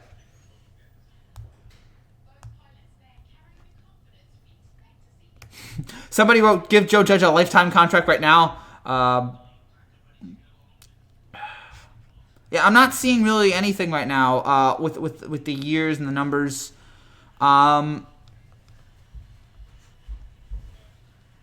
Yeah, nothing right now. There's no report, it looks like, on the contract. So that is, if you were curious about that, it looks like there's nothing there yet. What else? Do you guys have any more questions? They did well because Brady was better. He slipped, so they'll skip. No, that is a good point. That is an absolutely fair point. The Giants are rolling the dice. You're sitting here hoping that Judge is the guy based on one lottery ticket you cashed in on Parcells 30 years ago. No, I get it. I understand the skepticism right now. I was skeptical Tuesday. I'm still skeptical. Again, it's weird that you're, all right, so this guy knows Saban, this guy knows Belichick. Is this the guy built for this team? Again, I got a lot of questions right now. I'm not 100% convinced on this guy. So, and again, the press conference helped ease a lot of my concerns, but I can't sit there and go, oh, this guy's going to be great. Hope this dude doesn't turn out like Fizdale. Again, Fizdale is the low bar. Oh, who's the worst coach recently? Who was the worst coach recently for these local teams? All right, so let's go with the Yankees. Well, they've had two good managers in a row. The Mets had Terry, who actually wasn't bad. They had Callaway, who was awful. And we'll see about Beltran. NBA, oh gosh, what are the Knicks coaches? I had a hard time remembering. Oh gosh, what were all the Knicks coaches this decade? I have to remember all of them. I know Hornacek's in there. I know D'Antoni's in there, and I know Woodson's in there. Hornacek, and then we had Fizdale. All right, so Knicks coaches this decade, or this last decade. I'm sorry, Mike D'Antoni, who wasn't terrible but can't play defense. Mike Woodson, fine, but they faded away. Oh, Derek Fisher! So bad. Hornacek, I don't think it was his fault, but yeah, he wasn't good. And now Fizdale, who is also awful. And now Mike Miller, but I don't know if he's going to be permanent. And then the Nets, we'll leave them out. But they had their Jason Kidd and and coaches like that. And now they have and then the Jets have had Rex, Bowles, who was bad, and Gase, who's awful. I think, but we'll see next year. And the Giants, Coughlin, who was great, McAdoo and Shermer, who were both dreadful.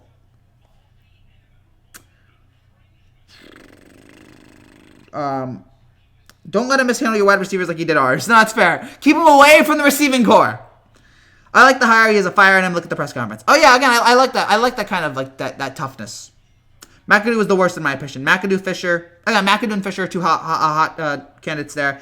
Fizdale, D'Antoni. D'Antoni wasn't bad. I think he led the Knicks to the playoffs. Or did he? Yeah, he did. He did. Mara and Tisch got cheap when they should have opened the checkbook for something proven. I agree, but I mean, I would have taken Rivera. I would have taken McCarthy, but they didn't want them, or something happened there. So, Fizdale, D'Antoni. He's going to be special. He has that look in his eyes. We lack fundamentals and discipline. Especially, we need our coaches to be teachers. Let's give him a shot. Of course, I'm going to give him a shot. There's no way. Look, he's the head coach. Even after Adam Gase got hired last year, I'm like, all right, I hope this works. I hope this guy works. It doesn't benefit me if Joe Judge is a disaster. It doesn't benefit me at all. I want him to be good. So, yeah, I'm going to give him a shot. Gase is the biggest clown in New York City. There's a lot. McAdoo and Shermer were good OCs. Yeah, and how did that work out? Mac had a top 10 offense, and so did Shermer. Again, that's fair. His last 2 years were horrible. Matthew Slater is the reason our special teams was good, period. Yeah, Matthew Slater. Credit to him. But, no, not last 2 years. Last year, they won the Super Bowl. We should forget, no matter how bad that team was, they did win the Super Bowl. Fizdale was the worst New York sports coach in the last decade. He was the biggest fraud. Fizdale's up there. I think it was a terribly put-together team, but, yeah, he was certainly not flawless by any stretch. And then you see, open the checkbook for who? Rule? We didn't even know Rule either. The media told us about that guy. Again, well, I watch college football, and Baylor, the way Baylor transformed from a awful garbage team with all the scandal stuff to a college football playoff contender, I think the media had a good point to talk about how good he was. I mean, look, and the Jets were thinking about hiring him last year. The Jets almost hired him last year. I think Mike Woodson was the best coach the Knicks have had in the past 10 years. That's saying something really, really bad. How pathetic is that? I mean, at least Ben McAdoo took us to the wild card. We could get the wins in our receivers. We're not driving passes, especially Odell dropping TD. Yeah, think about it. The Giants have gone on that boat ride, and they have never been the same. Odell went on that boat ride, and that was the death of the Giants. Belichick always invests capital in special teams unit. Of course, Judge was successful with that job in New England. I'm not 100%. Again, I'm not 100% sold on him, but I like where Belichick. Back-to-back playoff appearances under Woodson.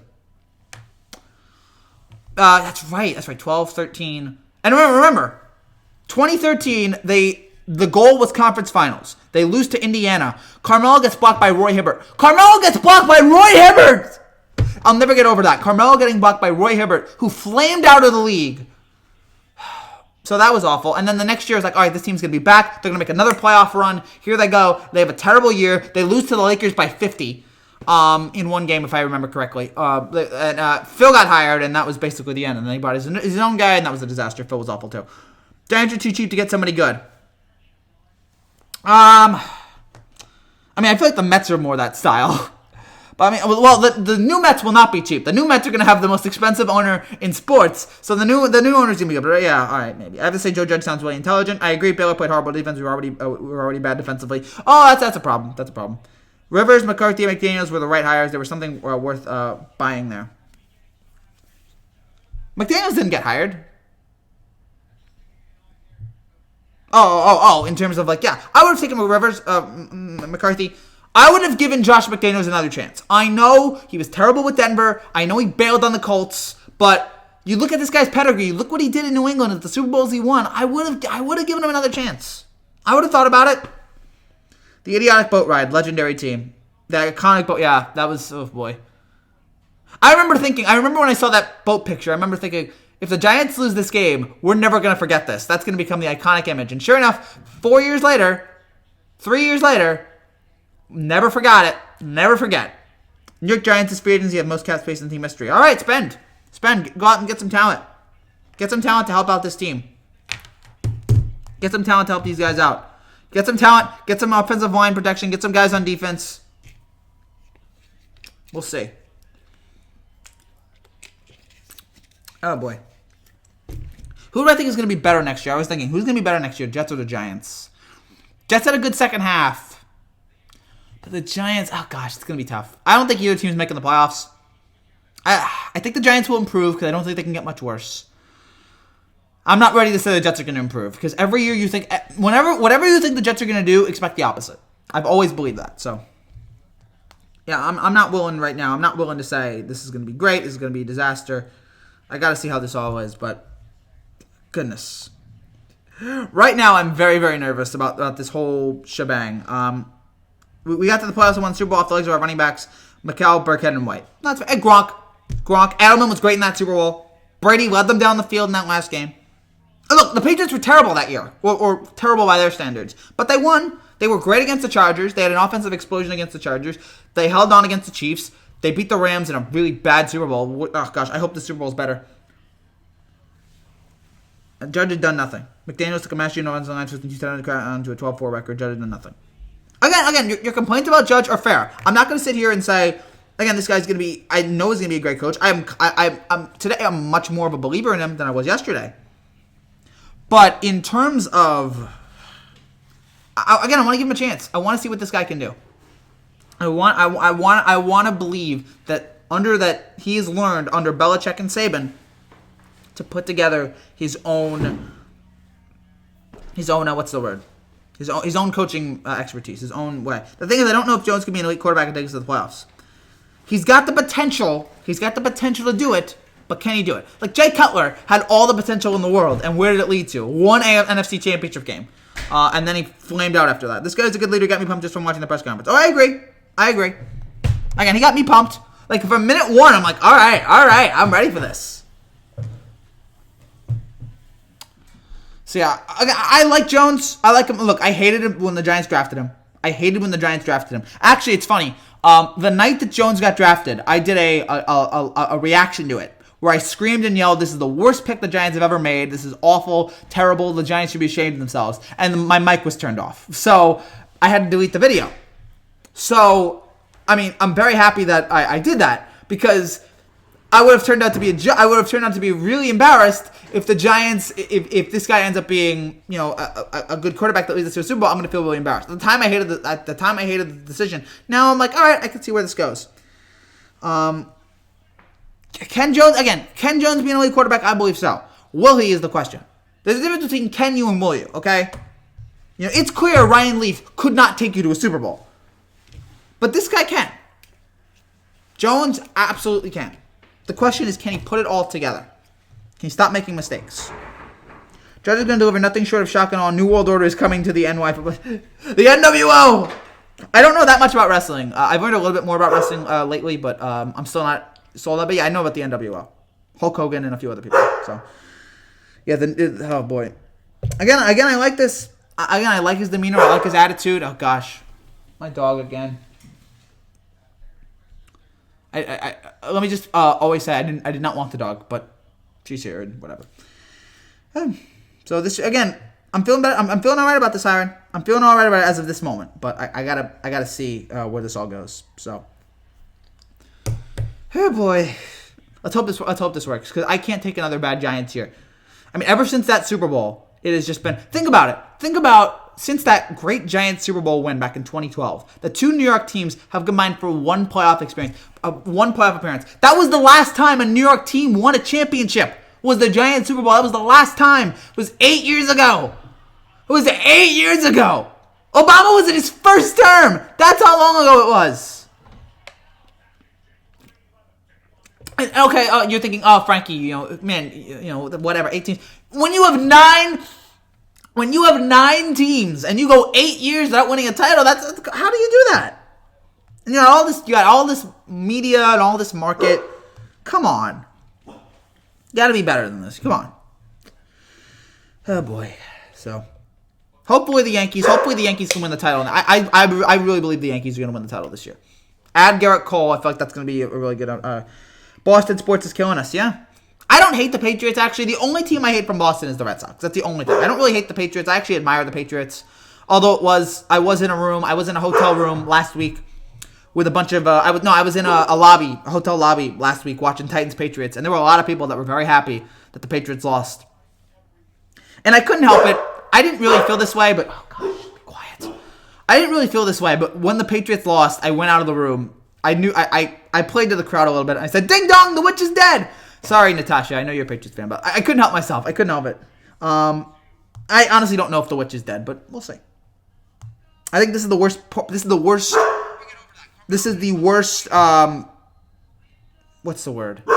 The worst standing, I guess you can say. This is the worst off the Patriots have been in a decade. So, I don't hate the Patriots. I don't hate the Celtics. I really only hate the Red Sox. The Patriots really do curse some teams: Giants, Falcons, Rams. The Patriots didn't curse the Giants. I mean, the Giants won those 2 Super Bowls.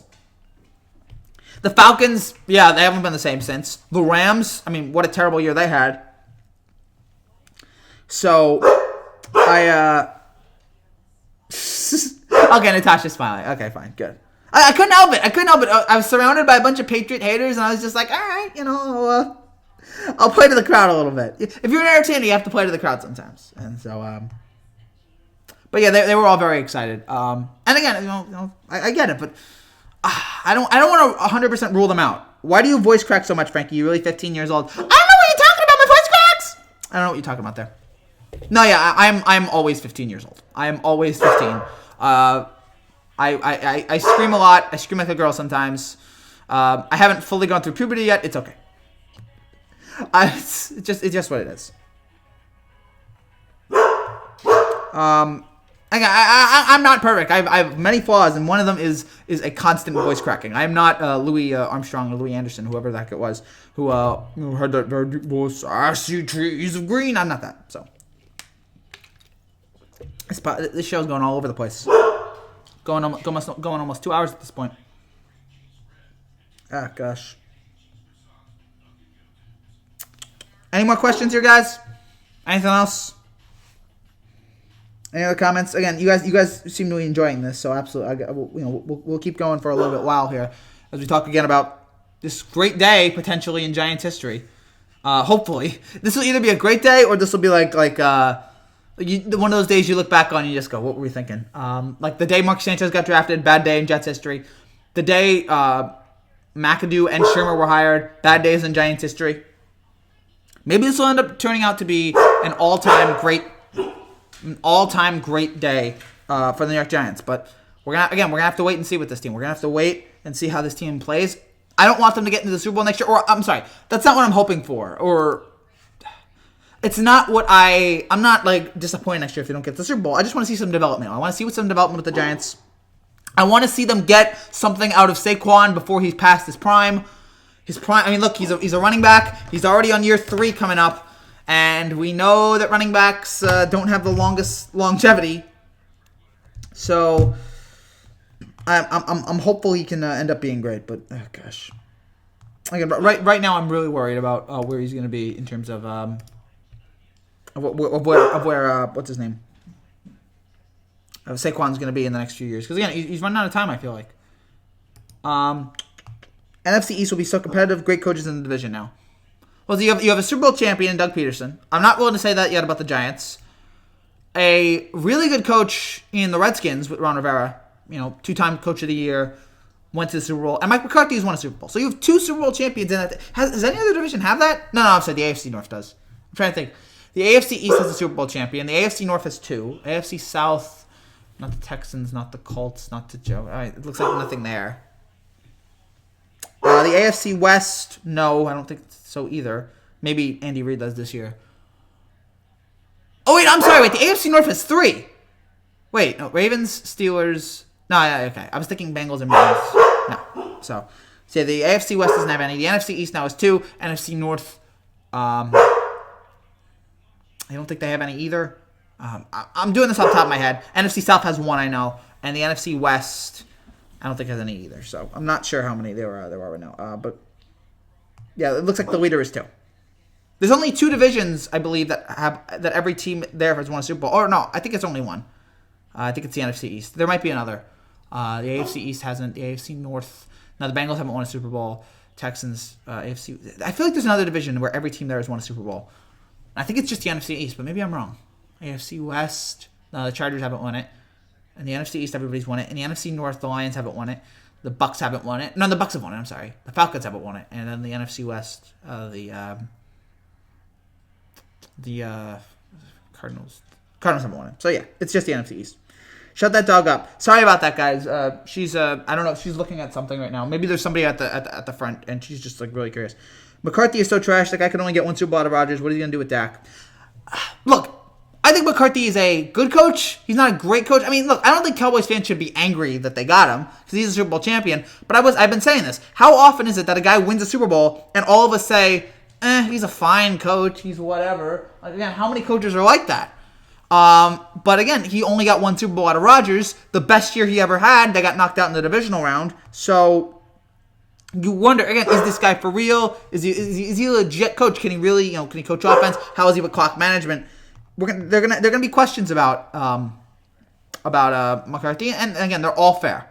They are all fair criticisms to have about him. So we'll see. Oh gosh. I'm interested to see what he's gonna do with Dallas. What he's gonna do with Dak. I'm assuming they're gonna have. Look, if you're Dallas, you could not have brought Jason Garrett back.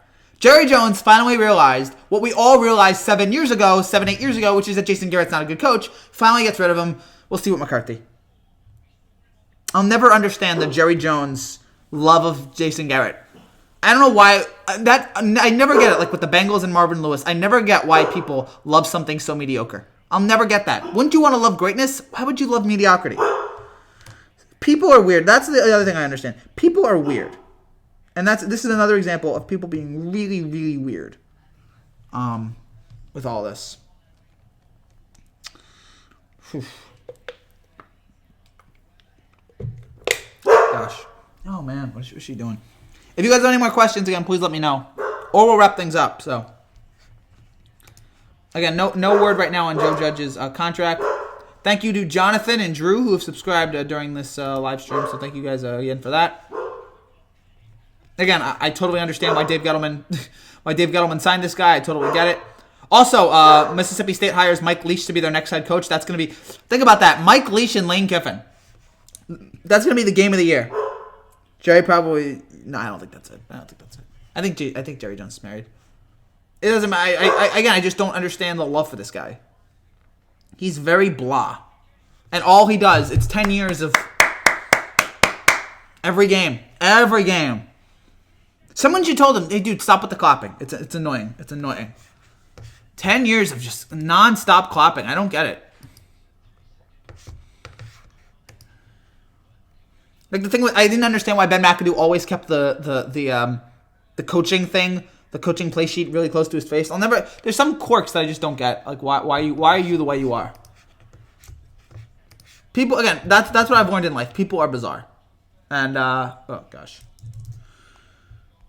If you guys have any more questions, again, please let me know. We're going to wrap things up here. I know I said an hour ago we were going to wrap things up, but you guys kept having questions, so I was like, oh, sure, I'll keep answering them. And I got 100 people watching, so I'm going to take advantage of 100 people watching and enjoying the channel. Again, I should say what we got coming up here on this channel. And again, if you're new to this channel and you like what you see, make sure you subscribe down below for more content like this. Hold on, I gotta take something. But I do want to say, we will have a Sixers-Celtics live reaction tomorrow night. Or tonight, I'm sorry. We will have a Celtics-Sixers live reaction later tonight, so that's going to be fun. Looking forward to that game, two of the best teams in the East. We're going to have we're going to have all of the NFL prediction videos. We're going to have reactions to all the NFL games on Saturday and Sunday. We will have that later this week. We're going to have a college football championship live reaction after the game on Monday. For LSU Clemson. We got a lot of stuff coming up again, a lot of NBA stuff. We'll have stuff coming up for the Super Bowl. So many things that we're planning on doing for this channel here in the next few weeks and months, so get ready for that. Did the Giants get an offensive coordinator? No, not yet. We're still waiting. We're still waiting on the Giants to get an offensive coordinator. We're still waiting on that. And again, he said that he doesn't have any idea. There's classes, meetings, and even homework. This guy's blue collar, knows exactly what the Giants Belichick attitude. Awesome. I'm just like, yeah, again, I like his attitude too.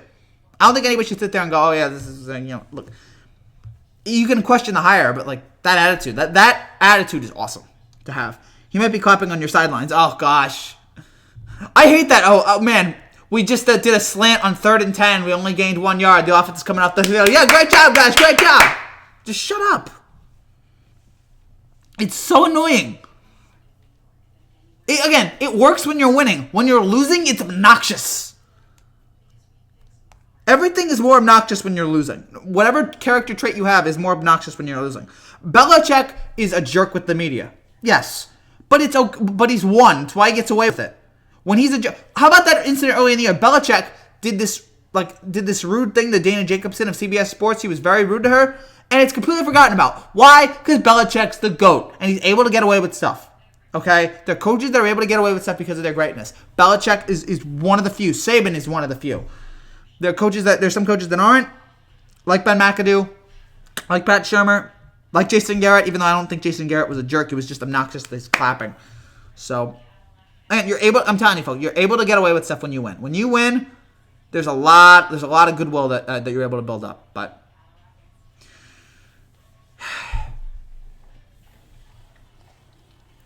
oh boy. Ben McAdoo and Jason Garrett were not able to build up those good walls at all. So, gosh. Any more questions here, guys, or are you guys all out? Again, if you guys are done, please let me know. Thank you guys again for joining us here today. This has been a lot of fun, talking Giants with you guys. I don't really think there's another press conference that we're going to do. Maybe when the Knicks hire their new head coach, we'll do a press conference there. But I guess that's coming in the summer, so... we did the Garrett Cole press conference. I guess there's nothing really else right now in terms of like major press conferences that we're going to do. Oh, next week or 2 weeks, we're going to do the Hall of Fame. We're going to do the Baseball Hall of Fame induction ceremony. We're going to do that. Oh, we have an Oscars nominations predictions, or an Oscars nominees reaction video that comes out Monday. So Monday morning, get ready for that. So much stuff right now that we're planning on doing.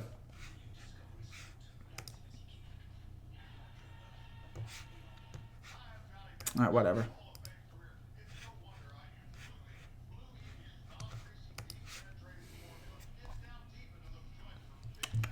Oh, gosh.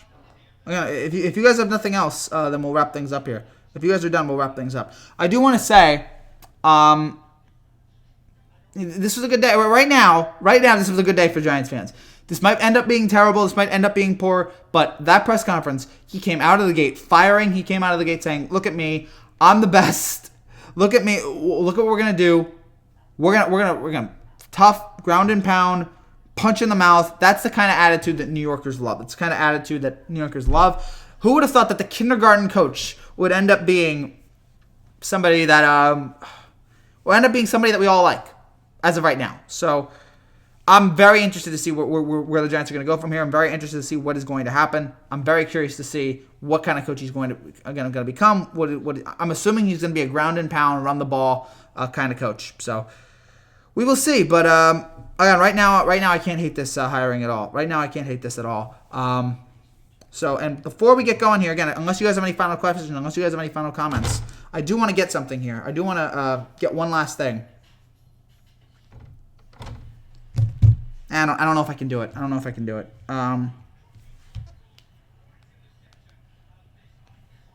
think I'll be able to do it. I'd have to get up and do it, but I don't think I'll be able to do it. Also, my computer is frozen, which is great. See, I guess there's no other comments here. It looks like so. Oh gosh, again, this was a fun day. This was fun. I'm running out of things to say, and you guys apparently don't have any more questions. This was fun. This was a great press conference. He was really in control of the room. And I'm really looking forward to seeing what kind of coach he's going to be going forward. All right, I'm going to do this.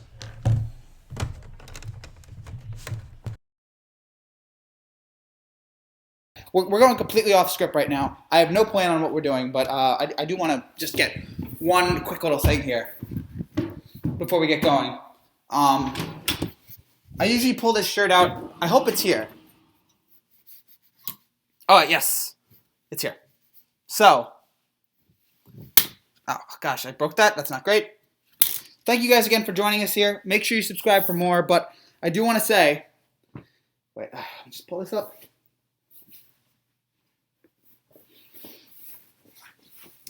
All rise. All rise. Joe Judge is in the house. You can replace the Aaron with a Joe. Joe Judge is the new head coach of the New York Giants. And right now, I don't hate it. This could end up being a terrible hiring for the Giants. This could end up being a complete disaster. He could be just really, really bad. But for now, again, I love his demeanor. I love his attitude. Everything about the guy right now from that press conference I love. I hope he continues to be that guy, and I hope he continues to be.